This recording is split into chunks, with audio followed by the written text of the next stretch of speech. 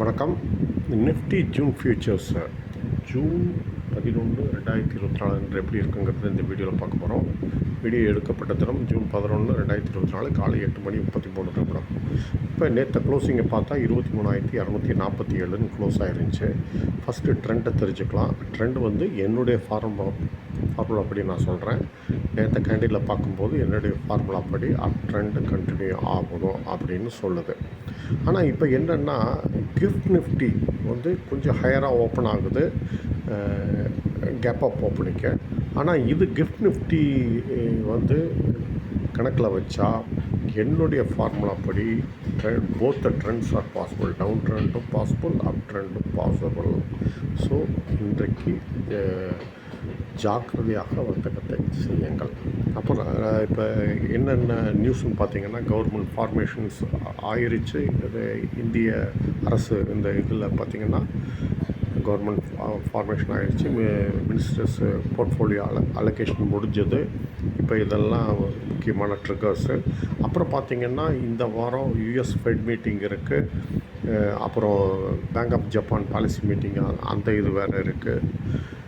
அப்புறம் CPI data, யூஎஸில் CPI data அது முக்கியமான இது இருக்குது. இதனால் கொஞ்சம் வர்த்தகத்தை ஜாக்கிரதையாக செய்யுங்கள். சரி, இப்போ நிலைகள் பற்றி பார்ப்போம். இப்போ 23,247 நேற்று க்ளோசிங் வச்சுக்குவோம். இப்போ கேப் அப் ஓப்பனிங்க எங்கள் கிஃப்ட் நிஃப்டி. இப்போ இது மேலே போகும் பட்சத்தில் இது என்னென்னா என்னுடைய ஃபார்முலா படி நான் என்ன சொல்லியிருக்கேன், இந்த நேற்று கேண்டிலில் வச்சு பார்க்கும்போது அப் ட்ரெண்டுன்னு சொல்லியிருக்கேன்.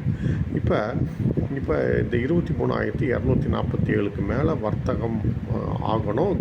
கிஃப்ட் நிஃப்டி 23,285 287 அப்படின்னு வர்த்தகம் ஆகிட்டு கேப் அப் ஓப்பனிங்க. அப்போ இது வந்து மேலே போகும். அந்த படி பார்த்தோம்னா மேலே அப் ட்ரெண்டு கண்டினியூ ஆகணும். இப்போ மேலே போச்சுன்னா 23,341 இதுதான் முக்கியமான லெவல். இதுக்கு மேலே கடந்துச்சுன்னா இந்த அப் ட்ரெண்டு கண்டினியூ ஆக வாய்ப்புண்டு. அதே சமயம் இதற்கு கீழே இங்கே போய் ரிவர்ஸ் ஆச்சுன்னா டூவே ட்ரெண்ட் ஆரம்பிச்சிடும். அதனால் ரொம்ப ஜாக்கிரதையாக பார்க்கணும். அப்புறம் இந்த 23,410 நேற்றைய ஹை. இது என்னன்னா, இது நேற்றே 23,844 போயிருக்கணும். ஏன் 23,410 விழுந்ததுன்னு புரியலை. இது ஒரு மைனஸ் பாயிண்ட்டு. ஓகே, சரி. இப்போ மேலே போகும் பட்சத்தில் 23,341 23,410 மல்டிபிள் ரெசிஸ்டன்ஸ் லெவல்ஸு. சரி, இப்போ இந்த கிஃப்ட் நிஃப்டி 23,285 நான் சொல்லியிருந்தேன். அதுலேருந்து விழ ஆரம்பிச்சதுன்னு வச்சுக்கோங்க. அப்போ கீழே என்ன இது பார்த்திங்கன்னா 23,097. இங்கே 23,098 போட்டிருக்கேன். இது வந்து 23,097. இது வந்து என்னுடைய ஃபார்முலா படி மந்த்லி சப்போர்ட்டு. இங்கே வந்து ரீபவுண்ட் ஆகணும், கீழே வந்து ரீபவுண்ட் ஆகணும். இதுதான் நிலைகள். சரி, இப்போ மேல் நிலையும் பார்த்துட்டோம், கீழ் நிலையும் பார்த்துட்டோம். மேலே போனால் என்ன நிலை, கீழே போனால் என்ன நிலை. சரி, இப்போ இந்த 23,410 கடந்தால் என்ன அப்படின்னு பார்த்தீங்கன்னா 23,844 வரை செல்ல வாய்ப்புண்டு. ஆனால் இது வந்து இவ்வளோ பெரிய டார்கெட் வந்து தப்புதமான சிக்னலை கொடுக்க வாய்ப்புண்டு. அதனால் ஜாக்கிரதையாக வர்த்தகத்தை செய்யுங்கள்.